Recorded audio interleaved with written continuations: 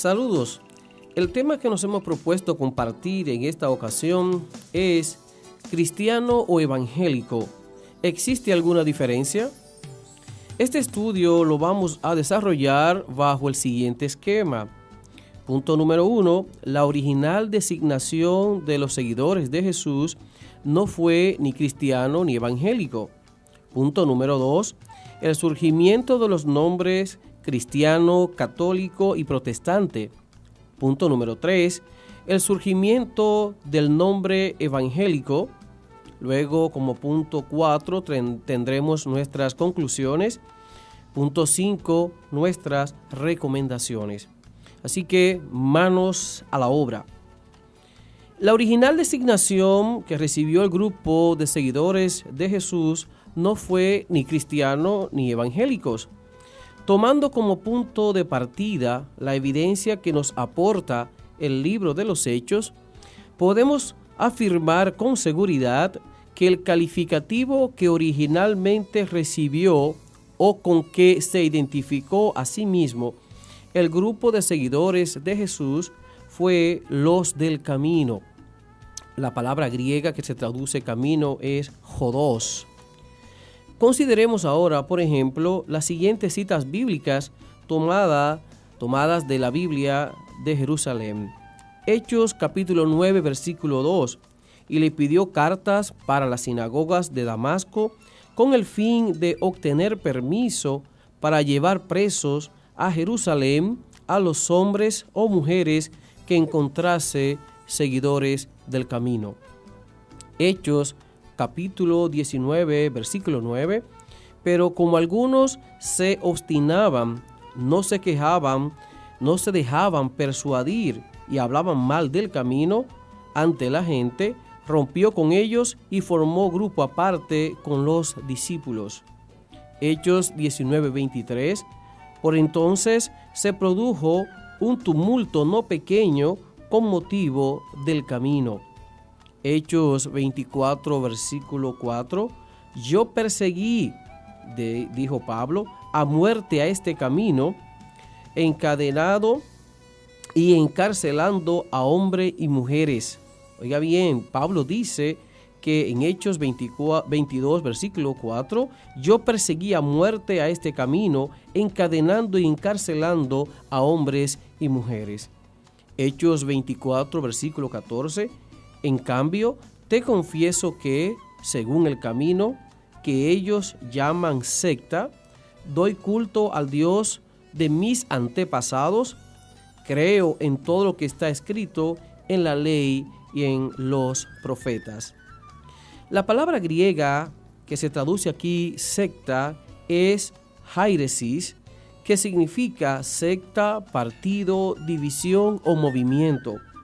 Es interesante que esta sea la misma palabra con la que se hace referencia en el mismo libro de los Hechos a dos de las principales facciones del judaísmo del primer siglo de nuestra era, a saber, los saduceos en Hechos capítulo 5 versículo 17 y los fariseos en Hechos capítulo 15 versículo 5. Esta común designación confirma lo que ya se ha establecido como una verdad histórica, el que el movimiento de los seguidores de Jesús fue considerado en un principio como una secta o facción más del judaísmo. Ahora bien, una cita que no queremos dejar de tocar es Hechos 24, versículo 22, que dice textualmente lo siguiente: Félix, que estaba bien informado en lo referente al camino, les dio larga, diciendo: cuando baje el tribuno Lisias, decidiré sobre vuestro asunto. Para concluir este punto, quiero citar en primer lugar lo que afirma el biblista y exégeta francés Javier Léon Dufour en su diccionario del Nuevo Testamento, publicado en España por Desclés de Brouwer en el año 2002. Específicamente hablando sobre la palabra camino. Cito: en los Hechos, la expresión el camino, empleada de modo absoluto, es sinónimo de la nueva vida en la fe cristiana. En segundo lugar, creo que son también pertinentes las siguientes palabras del Diccionario Teológico del Nuevo Testamento, que dice lo siguiente: cuando Hechos 22:4 señala que Pablo persiguió el camino, se refiere a la comunidad cristiana con su mensaje sobre la resurrección del crucificado. Ello no autoriza a proponer una falsa alternativa o camino o doctrina o igual a comunidad cristiana. Ambos conceptos están mutuamente relacionados y presentes en el término. En consecuencia, debemos de entender camino en el uso absoluto que hace el libro de Hechos de este término, es decir, como una designación de los cristianos y de su mensaje sobre Jesucristo, y en este mensaje hay que incluir también un determinado estilo de vida o camino. Por otro lado, el mismo libro de Hechos, en su capítulo 24, versículo 5, pone en evidencia que posteriormente los seguidores de Jesús de Nazaret también recibieron el calificativo de los nazarenos. Esto ocurriría muy probablemente en una época relativamente temprana, antes del año 70, cuando todavía se veía el movimiento de los seguidores de Jesús de Nazaret como una facción más del judaísmo. Ahora, hay que decir también que el plural nazarenos ocurre en toda la Biblia una sola vez, y es precisamente en Hechos 24, versículo 5, que dice textualmente así: porque hemos hallado que este hombre es una plaga y promotor de sediciones entre todos los judíos por todo el mundo, y cabecilla de la secta de los nazarenos, refiriéndose al apóstol Pablo.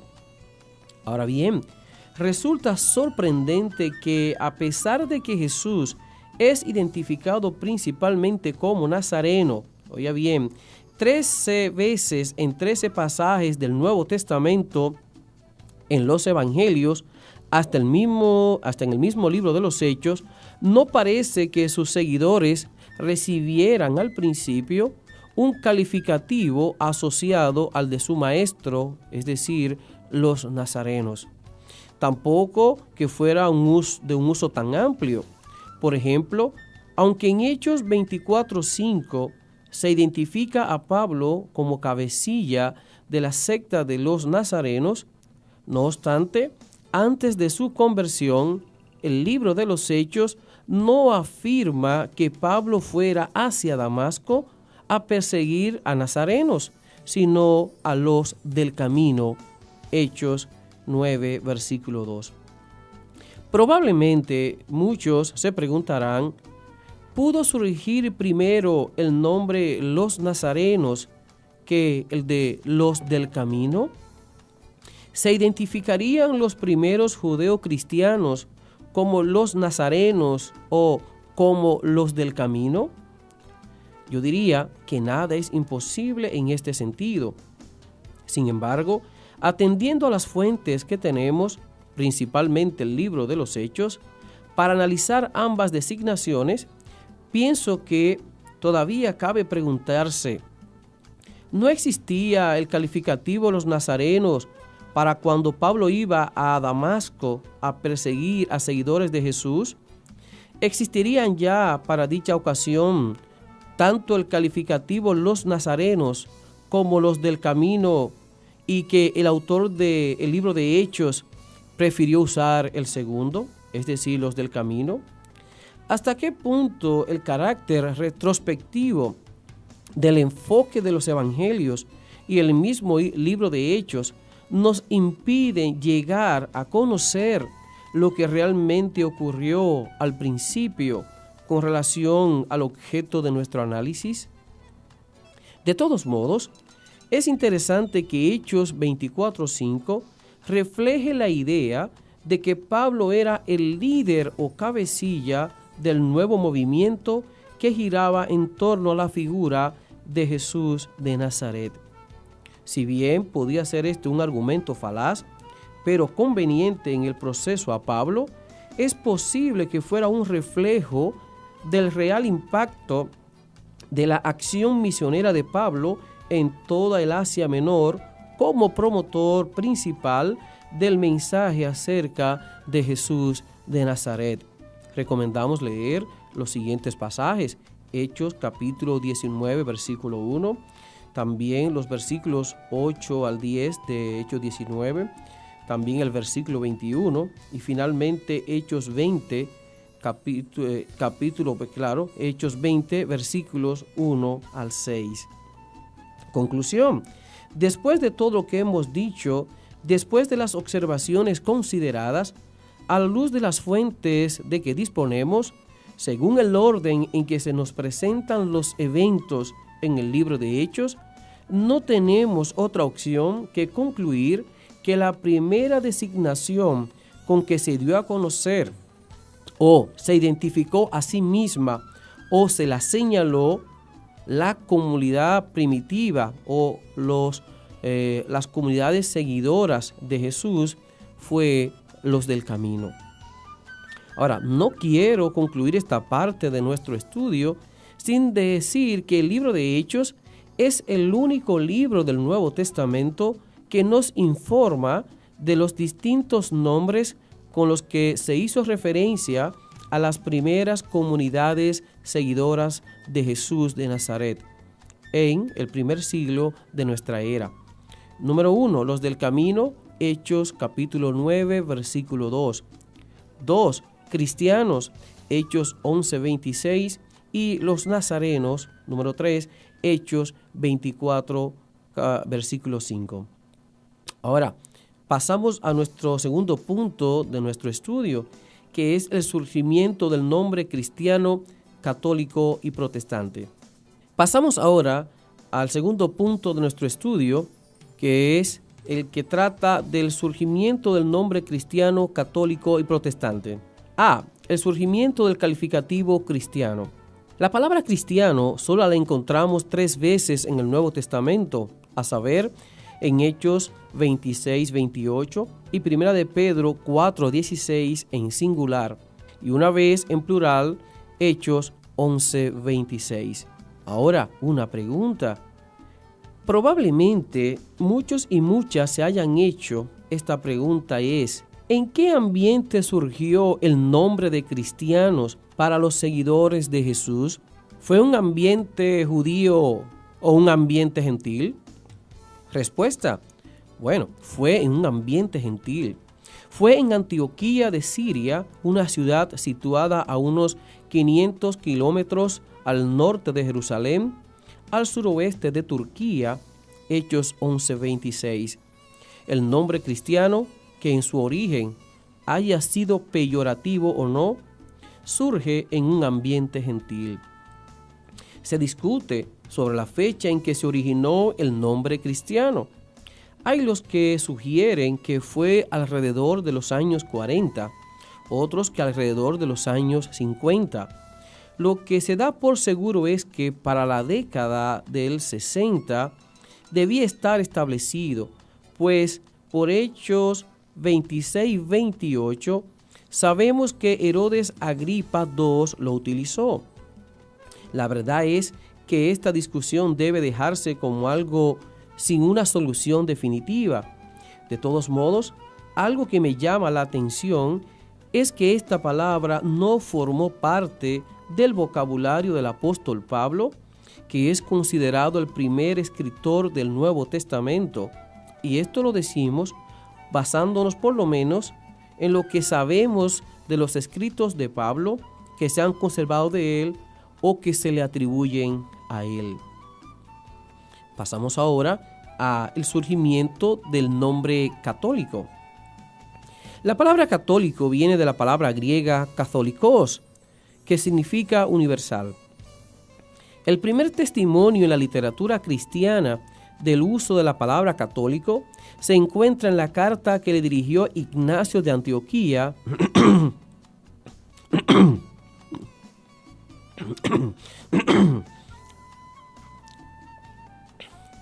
El primer testimonio en la literatura cristiana del uso de la palabra católico se encuentra en la carta que le dirigió Ignacio de Antioquía a la iglesia de Esmirna a finales del siglo I de nuestra era. En dicha carta, Ignacio de Antioquía usa la expresión Catholicae Ecclesia. Respecto a la interpretación de esta frase, Catholicae Ecclesia, el teólogo e historiador Ramón Trevijano afirma lo siguiente: ha sido interpretada en sentido espacial como universal, por la contraposición que traza el texto entre la iglesia del obispo, es decir, la iglesia particular, lo que llamaríamos nosotros hoy la iglesia local, y la iglesia de Cristo, es decir, la iglesia universal. Su libro es Patrología, publicada por la Biblioteca de Autores Cristianos, página 40. Esta distinción se comprende cuando se conoce el valor que Ignacio de Antioquía le concede al obispo. Ignacio relativiza los sacramentos al afirmar que estos no se pueden llevar a cabo sin la presencia del obispo. Tanto valor le concedía al obispo que pensaba que, como sostiene el historiador César Vidal Manzanares, estar en comunión con el obispo equivalía a verse a salvo del error y de la herejía. Diccionario de Patrística, publicado por Verbo Divino en el año 1999. Es preciso reconocer también que otra obra de los llamados padres apostólicos, que también usa la expresión Catholicae Ecclesia, es el llamado Martirio de Policarpo. Ahora bien, algo que ha sido y es objeto de debates entre los especialistas en la historia de la Iglesia y el cristianismo es si Ignacio de Antioquía llegó a plantear o a sugerir el primado de la Iglesia de Roma. En primer lugar, consideremos la opinión del historiador Domingo Ramos Lizón, que dice textualmente: una significación especial tiene para él la Iglesia de Roma, por ser la que preside en la caridad, expresión que encierra reminiscencias joánicas de la colación del primado a Pedro y que sin duda está connotando el reconocimiento del primado de la Iglesia de Roma. Libro Patrología, publicado en el año 2005, página 73. Ahora, consideremos la opinión de un historiador protestante, a saber, César Vidal Manzanares. Cito: parece evidente que dentro de la comunión de las iglesias, la de Roma tiene para Ignacio un valor especial, pero es discutible, como sostiene Quasten, que en sus escritos ya esté presente la idea de primado, y así lo han apuntado entre otros A. von Harnack, también J. Thiele y A. Erhard. Eso lo citando a César Vidal Manzanares en su libro Diccionario de Patrística. Finalmente, quiero concluir esta sección con las siguientes palabras. La palabra catolicismo se remonta históricamente a la historia de la confesionalización.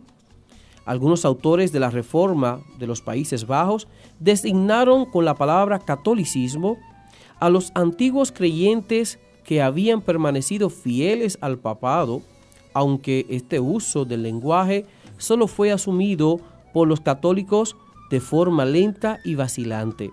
Solo cuando la Ilustración reunió a todas las iglesias y doctrinas de la Reforma bajo el término abstracto de protestantismo, la expresión más antigua, catolicismo, adquirió mayor difusión como concepto relativo, correlativo y opuesto.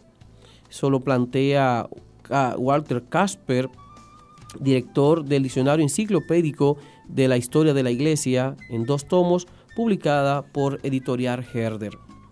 Ahora, pasemos a analizar el surgimiento del calificativo protestante.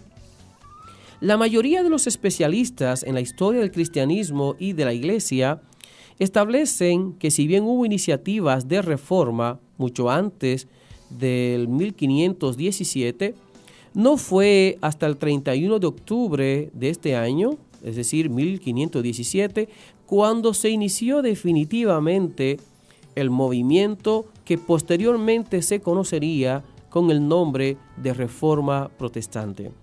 Sin embargo, el origen del nombre protestantes, en plural, no surge sino para el año 1529, es decir, unos 12 años después de que Martín Lutero clavara sus famosas 95 tesis en la puerta de la Universidad de Wittenberg en Alemania.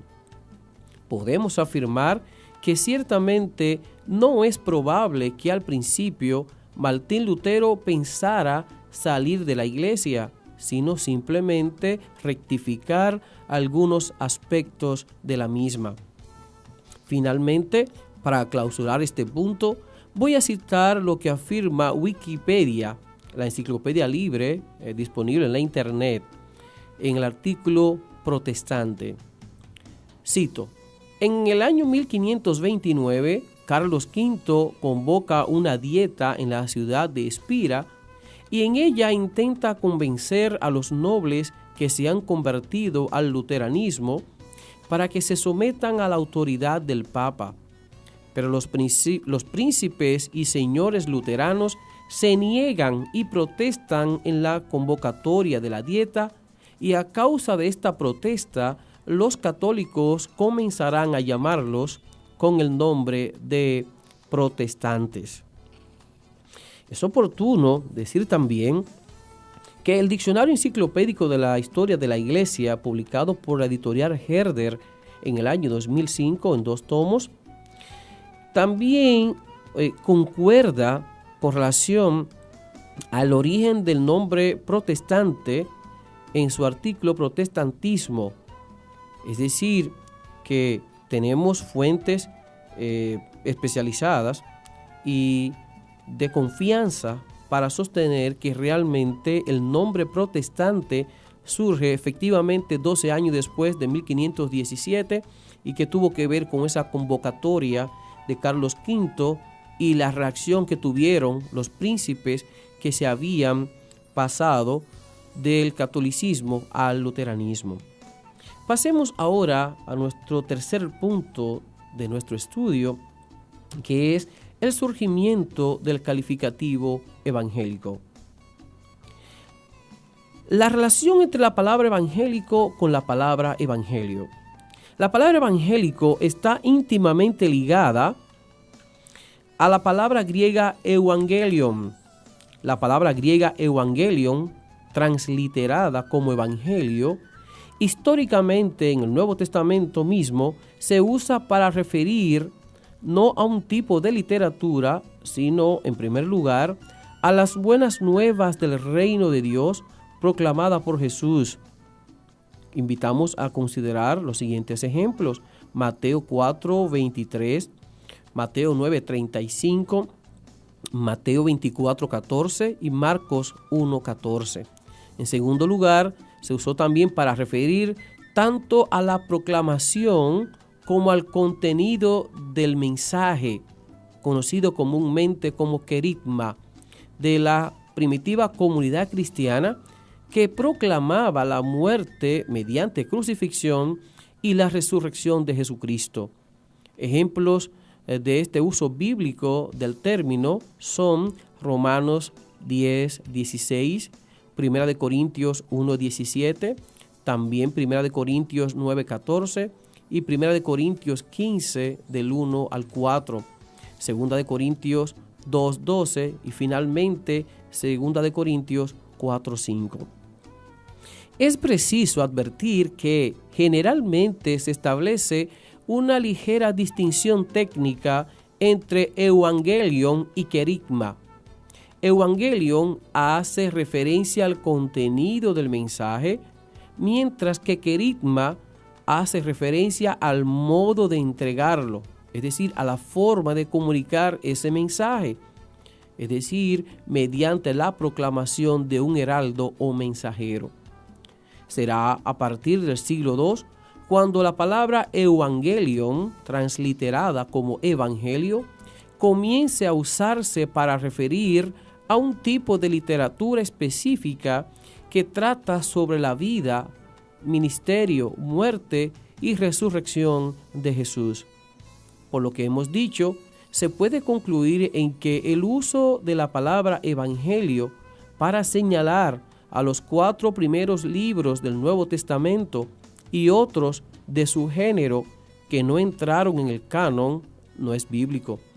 Este uso es posterior al vocabulario que encontramos en el conjunto de libros que la cristiandad en general ha aceptado como literatura canónica del Nuevo Testamento. En consecuencia, tenemos que decir que a la luz del Nuevo Testamento mismo y a la luz de la historia temprana del cristianismo, el término evangélico no significó más que algo o alguien relacionado con el mensaje del evangelio o con los 4 primeros libros del Nuevo Testamento, Mateo, Marcos, Lucas y Juan, y otros libros de este mismo género que no entraron en el canon. Ahora, queremos hacer una nota interesante, una observación interesante, y es analizar propiamente el surgimiento del llamado movimiento evangélico. Sobre este uso particular de la palabra evangélico, el diccionario enciclopédico de la historia de la Iglesia que citamos anteriormente nos dice lo siguiente: la palabra evangélico, que corresponde en su contenido a una caracterización confesional, connota a partir del siglo XVIII la característica propia del movimiento del despertar suscitado por Juan Wesley y la espiritualidad pietista. Luego, designa un nuevo comienzo espiritual del pietismo en las iglesias territoriales y en las iglesias libres que, partiendo del Congreso Mundial en Berlín en el año 1966 e impulsado específicamente por Billy Graham, llegó a convertirse en un movimiento de alcance mundial. Esta misma obra citada del diccionario enciclopédico de la historia de la Iglesia nos ofrece las características principales del llamado movimiento evangélico. Número 1. Acentuación de la inspiración verbal de la Biblia y de su autoridad absoluta para la fe y la vida. 2. Confesión íntegra de la cristología contenida en el credo apostólico. 3. Énfasis puesto en la redención subjetiva antes que en la objetiva, es decir, la experiencia del renacimiento en virtud de la confesión o conversión personal. 4. Necesidad de la santificación por la fuerza del Espíritu Santo a través de la oración, el estudio de la Biblia y el servicio de caridad. 5. Distinción de la comunidad de Jesús formada por los auténticos creyentes y la Iglesia como institución visible. 6. Prioridad de la misión. 7. Intensa expectativa escatológica inmediata. Menos importancia revisten para el movimiento evangélico la figura de la Iglesia, el ministerio, la liturgia y los sacramentos que otros grupos dentro del cristianismo protestante prefieren llamar ordenanzas. Ahora bien, dentro del movimiento evangélico encontramos algunas corrientes principales. Número 1, los fundamentalistas, los que profesan una absoluta inerrancia de la Biblia. También muchos lo identifican como conservadores, es decir, los que profesan una absoluta inerrancia de la Biblia. 2, los evangélicos confesantes, que son aquellos que profesan tanto una fidelidad a la Biblia como a los escritos confesionales de la Reforma y su concepción de los sacramentos u ordenanzas. 3, los neoevangélicos, que intentan establecer una mediación entre la fe bíblica y los conocimientos más modernos. También están en el punto 4, los evangélicos radicales, que son aquellos que se caracterizan porque exigen la obediencia al sermón de la montaña y son pacifistas. Punto 5, los evangélicos carismáticos, que enfatizan el bautismo con el Espíritu Santo y el ejercicio de los dones espirituales o carismas. Un matiz que caracteriza a muchos de los grupos que integran el movimiento evangélico es el rechazo de la teología académica y la consecuente poca valoración que se le da a la teología formal y al papel del teólogo en la iglesia. Finalmente, diríamos que la llamada teología evangélica tiene vínculos particulares con las características distintivas de la Reforma protestante. Está dedicada profundamente a la centralidad de la Biblia, a su poder mediante el Espíritu Santo, con referencia especial a la predicación y a su autoridad final en todos los asuntos de doctrina y vida, y a la necesidad de interpretarla tan natural como sea posible y diseminarla ampliamente en el idioma vernáculo. El objetivo de la obra teológica no es tanto conocer la teología como conocer a Dios. Las tentaciones de orgullo académico deben mortificarse. La teología debe hacerse dentro de una comunidad de amor y por amor a otros, con la conciencia de que el regreso de Jesucristo y el día de rendir cuentas está cerca. Nuevo Diccionario de Teología, publicado por Casa Bautista de Publicaciones. Ahora bien, después de todo lo que hemos dicho, gentilmente invito a que prestemos suficiente atención a las conclusiones de este estudio. Número 1. El sentido confesional y actual de la palabra evangélico no se corresponde con su uso temprano en la historia de la Iglesia y del cristianismo. En un principio, esta palabra, es decir, evangélico, nunca señaló o distinguió a un grupo en oposición a otro dentro de la misma fe cristiana. 2. El sentido actual de la palabra católico tampoco se corresponde con su uso temprano en la historia de la Iglesia y del cristianismo. Originalmente se empleó la palabra católico para describir el carácter universal del cuerpo de Cristo, no para referir a una iglesia en sentido institucional. 3. El uso de la palabra protestante tiene su origen histórico unos 12 años después de haberse iniciado la Reforma Protestante, es decir, el año 1529, 12 años después del 1517. 4. El uso de la palabra protestante para señalar a los seguidores de las ideas y enseñanzas de los reformadores del siglo XVI se originó en un contexto católico. 5. El uso de la palabra catolicismo para señalar a los que se mantuvieron fieles al tipo de cristianismo representado por la Iglesia de Roma se originó en un contexto protestante. Hoy, la palabra cristiano, sin más, puede hacer referencia a una persona que se ubica en cualquiera de las tres manifestaciones históricas del cristianismo: el cristianismo ortodoxo, el católico y el protestante, aunque hay que incluir también ya el cristianismo anglicano, que una de las características de esta cuarta manifestación, el cristianismo anglicano, es que se define evangélica pero no protestante, y se define que es católica pero no romana. Así que esas son las cuatro principales corrientes históricas del cristianismo: el cristianismo ortodoxo, el católico, el protestante y el anglicano. Punto 7. Hoy, el calificativo católico hace referencia específicamente a una persona que se ubica de manera muy precisa dentro de la corriente del cristianismo católico romano con su sede central en el Vaticano.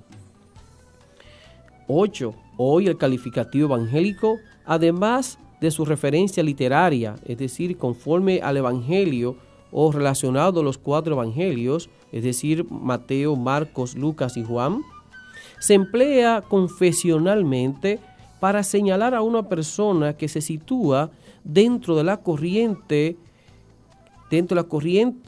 del cristianismo derivada de la llamada Reforma Protestante. Número 9. A diferencia del calificativo protestante, que se origina en un contexto católico, el calificativo, oigan bien, a diferencia del calificativo protestante que se origina en un contexto católico, el calificativo evangélico consiste en una autoproclamación de los movimientos derivados de la Reforma Protestante. A diferencia del calificativo protestante que se origina en un contexto católico, el calificativo evangélico consiste en una autoproclamación de los movimientos derivados de la Reforma Protestante. Al respecto, son interesantes e ilustrativas las siguientes palabras que dice así: evangélico, pentecostales y otras comunidades protestantes se han adjetivado así porque pretenden ser los fieles seguidores del Evangelio. Diccionario de términos religiosos y afines. Repito esta cita. Evangélico, pentecostales y otras comunidades protestantes se han adjetivado así porque pretenden ser los fieles seguidores del Evangelio. Esa definición y concepto lo plantea el Diccionario de Términos Religiosos y Afines de Pedro Aquilino, publicado en el año 2000. Ahora, lo lamentable es que cada una de las expresiones históricas del cristianismo se considera a sí misma como la auténtica portadora de la verdad del Evangelio. Es penoso que cada corriente valore muy poco lo que en su depósito teológico tiene en común con las demás manifestaciones históricas del cristianismo. Punto número 10. Que el cristianismo católico se autoproclame la Iglesia como si fuera la única expresión válida y legítima del cristianismo histórico se equipara con las pretensiones de algunos grupos dentro del protestantismo, cuando también se autoproclaman como la verdadera y la única expresión válida del Evangelio. Pero, en contra de que cualquiera de las 3 expresiones del cristianismo histórico se autoproclame como la legítima expresión del Evangelio y la única iglesia, están las evidencias aportadas por la teología bíblica del Nuevo Testamento. La evidencia bíblica apunta a que Pablo fue el primero que usó la palabra iglesia para referirse a una comunidad local seguidora de Jesús. Citamos a 1 Tesalonicenses 1:1. Por otro lado, la evidencia bíblica también apunta a que originalmente cada comunidad local, cada comunidad de fe, en un sentido local, en una región específica, constituía propiamente una iglesia, por lo que se hace necesario el uso del plural.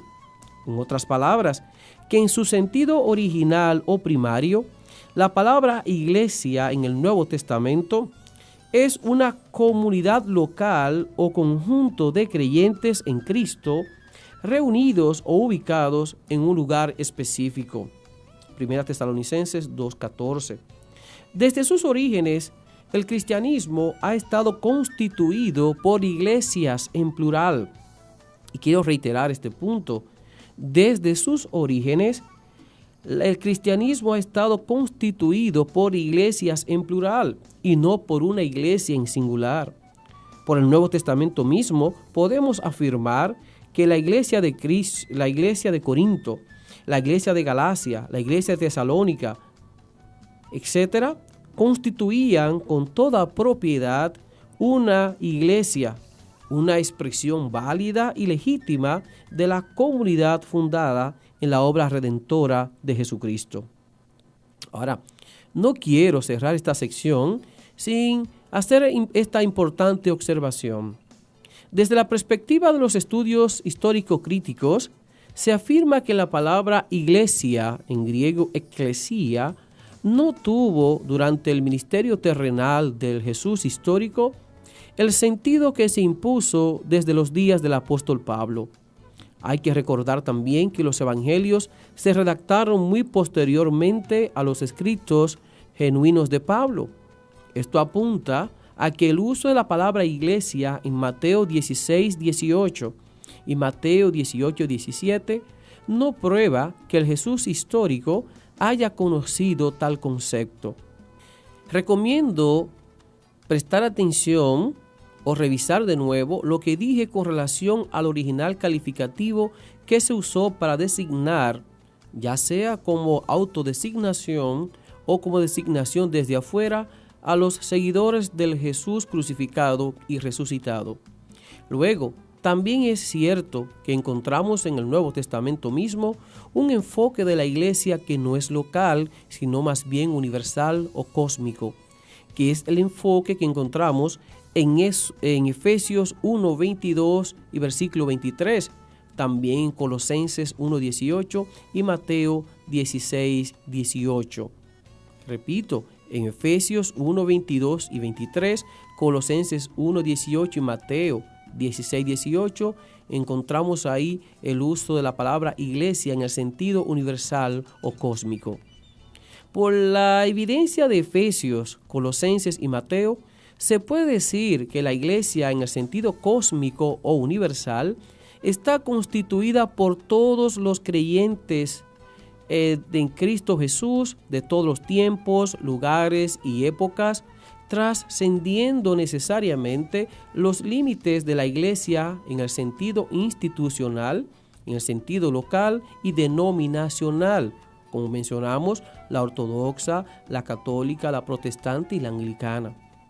Estamos nosotros, los movimientos protestantes, la iglesia ortodoxa, la iglesia católica romana, la iglesia anglicana, en la capacidad de establecer y distinguir con propiedad quienes forman parte o no de la iglesia de Cristo en el sentido cósmico o universal? ¿Será verdad que estamos en la capacidad de poder hacer esa distinción? Ahora, pasemos a nuestras recomendaciones.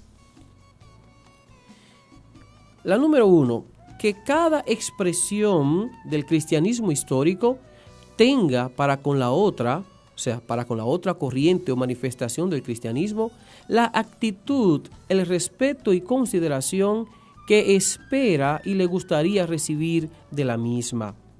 2, que cada expresión del cristianismo histórico sea capaz de evitar repetir los errores que la historia ha demostrado que han tenido lugar en las distintas expresiones de la fe cristiana. 3, que cada expresión de la fe cristiana pueda dar pasos firmes a fin de tomar acciones en conjunto frente a una serie de males sociales que cada una de ellas reconoce como tales. Esto no implica que un grupo absorba a otro.